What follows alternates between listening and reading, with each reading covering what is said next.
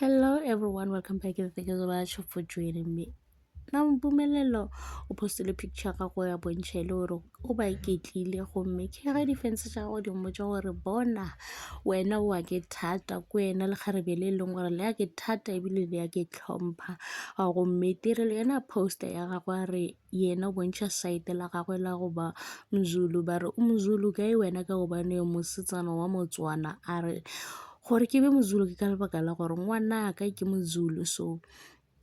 ke nna mozulu le nna go tlhokagala gore lena le mpotse gore ga se nna mozulu go rata le go sa rate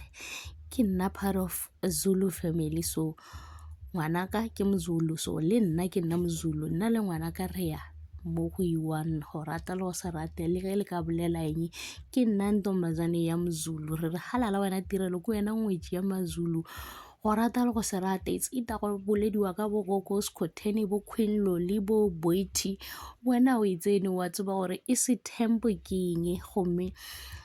Nompumelelo yena ba re ke le kgarebe le leng gore le a ithata ebile le a itlhompha le a tseba gore o swanetse ke eng le tše leng gore ga se ja mo swanela le ge e le gore a re tseba gore relationship ya go mo e leng gona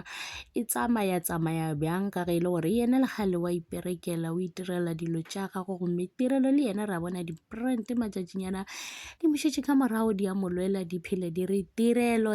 kele e tla re nyaka o tlo advert dilo tša rena ke tšona tšeo ka tirelo mosetsana wa mozulu. Thank you so much for watching. Please forget to like, comment and subscribe. Ko tirelo o ithatela mazulu o ithatela monna mozulu ke bona o ka re sa etela mazulu o ka re le monatenyana man ke bona le buyo ka se ya rile go kgaogana le Mpumelelo a fetša a ratana le monna mozulu so ka ba ile tirelo le yena bozulu bo monatene monna mozulu o ka re ke yena